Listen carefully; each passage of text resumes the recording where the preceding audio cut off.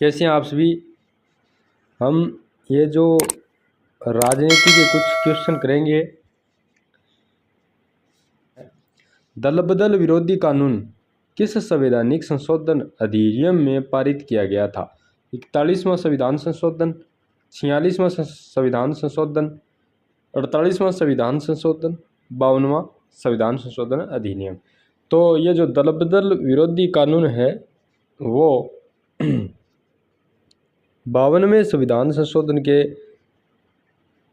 माध्यम से पारित किया गया।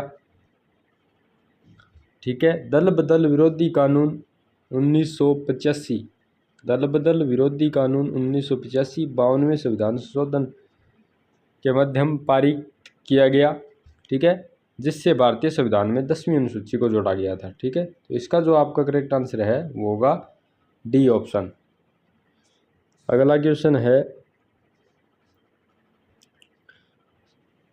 भारतीय संविधान का अनुच्छेद 356 किस बारे में है? यानी इस अनुच्छेद 356 किसके बारे में है?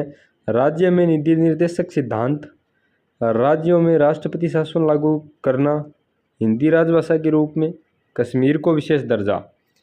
तो अनुच्छेद 356 है वो राज्यों में राष्ट्रपति शासन लागू करने के बारे में है। ठीक है, राज्यों में राष्ट्रपति शासन लगाने के लिए कौन सा अनुच्छेद है? अनुच्छेद 356। ये जो राज्यों में राष्ट्रपति शासन लगाने के जो कारण है वो कई कारणों से हो सकता है, जैसे कोई राजनीतिक अस्थिरता, राजनीतिक अस्थिरता, हिंसा या फिर कोई प्राकृतिक आपदाएं। ठीक है, प्राकृतिक आपदाओं में भी राज्यों में राष्ट्रपति शासन लागू करना पड़ सकता है अनुच्छेद 356 के तहत। अगला क्वेश्चन है, 44वें संविधान संशोधन के तहत निम्नलिखित में से कौन सा कानूनी अधिकार बन गया? मतलब 44वें संविधान संशोधन के तहत संपत्ति का अधिकार, शिक्षा का अधिकार, न्यायिक उपचार का अधिकार, काम करने का अधिकार। 44वें संविधान संशोधन के तहत संपत्ति के अधिकार को हटा दिया गया था। ठीक है, 44वें संविधान संशोधन के तहत कौन सा अधिकार हटाया गया? ठीक है, तो मौलिक अधिकारों में से जो संपत्ति का अधिकार है वो हटा दिया गया था 44वें संविधान संशोधन के तहत। अगला क्वेश्चन है, दिए गए रिटों में से किसका शाब्दिक अर्थ हम आदेश देते हैं? परमादेश, बंदी प्रत्याक्षीकरण, प्रोहिबिशन, क्वो वारंटो। तो इसका ए ऑप्शन इसका करेक्ट आंसर है परमादेश। परमादेश हम आदेश देते हैं। अगला क्वेश्चन है, भारत के प्रधानमंत्री को शपथ कौन दिलाता है? भारत के गवर्नर जनरल, भारत के मुख्य न्यायाधीश, भारत के राष्ट्रपति, भारत के उपराष्ट्रपति।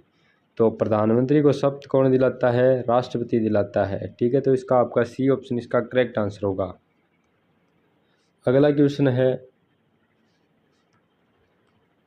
भारतीय संविधान का अनुच्छेद 41 काम करने का अधिकार, शिक्षा का अधिकार, कुछ मामलों में सार्वजनिक सहायता का अधिकार किस से संबंधित है? राज्य सरकार, राज्य के नीति निर्देशक सिद्धांत, केंद्र सरकार, राज्य के नीति निर्देशक सिद्धांत, राज्य सरकार, भारतीय नागरिक के मौलिक अधिकार।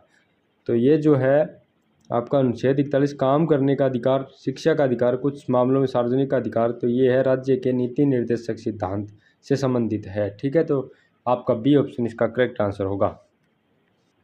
अगला क्वेश्चन है, भारत का सर्वोच्च न्यायालय कानूनी, सार्वजनिक, संवैधानिक महत्व के मामलों में राष्ट्रपति को सलाह देता है कौन से अनुच्छेद के तहत? अनुच्छेद 148, अनुच्छेद 129, अनुच्छेद 147, अनुच्छेद 143। तो इसका जो करेक्ट आंसर है वो डी ऑप्शन इसका करेक्ट आंसर है, अनुच्छेद 143। अगला क्वेश्चन है, संविधान भारतीय नागरिकों को नागरिकता प्रदान करता है, यानी कौन सी नागरिकता प्रदान करता है? एकल, द्वैत, संघीय या 3? तो इसका जो करेक्ट आंसर आपका ए ऑप्शन इसका बिल्कुल करेक्ट आंसर है, एकल। भारतीय संविधान भारतीय नागरिकों को एकल नागरिकता प्रदान करता है। एकल नागरिकता का मतलब ये है कि जो भारत के नागरिक है वो भारत के साथ किसी अन्य देश की नागरिकता नहीं रख सकते, यानी एक साथ दो देशों की नागरिकता नहीं रख सकते। अगर किसी अन्य देश की नागरिकता उन्हें लेनी है तो यहाँ की छोड़नी पड़ेगी। ठीक है, तो ये है एकल नागरिकता। संविधान भारतीय नागरिकों को एकल नागरिकता प्रदान करता है।